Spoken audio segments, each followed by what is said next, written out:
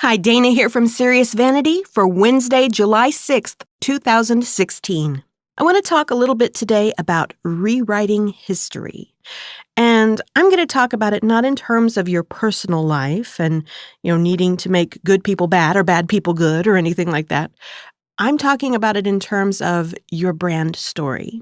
We're really pressured in some ways to develop this brand story. Storytelling, is this great marketing tool now, and it's a buzzword, really.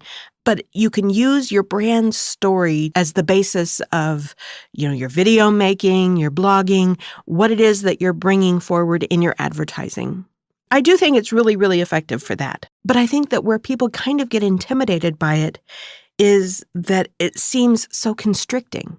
I did do a blog and a podcast a while back about using your children's bookshelves as a good starting point for discovering your personal brand story. As in, these children's books have very clear protagonists. It gets them right up a tree, it helps them down, and from that, there's the happy ending, or in the case of business, what solution you're bringing to the market for your ideal client.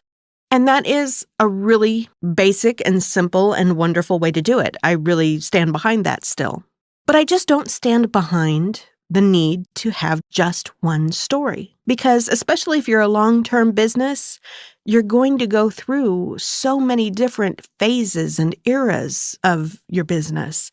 And your story is going to change, and you're going to have more than one story running alongside each other. Think about, if you want to use your personal life as an example, think of your coming-of-age story, and then parallel that with your marriage story, or your parenthood story, or when you started your business story. I mean, you are a multifaceted person who has lived a more complex life than that. And some of those stories will appeal to some people and some will appeal to others.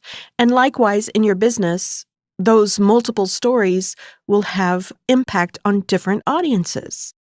You may go give a speech at a college in order to inspire new entrepreneurs that are just entering into the business world.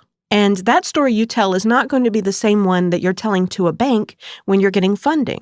They don't care about your beginnings 20 years ago. They want to know what's happening right now and what your story is.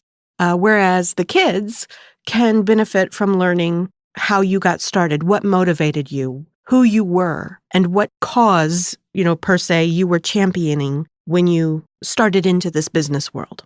So, what I want to encourage you to do is to rewrite history, to look at your business, even the beginnings of it, from more than one perspective. To not just be like the Colonel Sanders protagonist that is very clear, very easy to market, and seemingly eternal in that brand. Let yourself be fluid. Let yourself experience what it is you want to bring to the marketplace in terms of your story now, and then in a couple of years, be open to changing it up, to seeing where you've come within this time and adapting those things into it too. It really can be like a living document, because it is. You're not done writing your story, but when you begin to do it, you have a lot more leeway in what perspective you take than what you are allowing yourself to. And I say that to people who are now struggling with this concept. It's a you thing. You're blocking yourselves. And it can be a lot more open-ended than the way you're looking at it. You are not just one thing.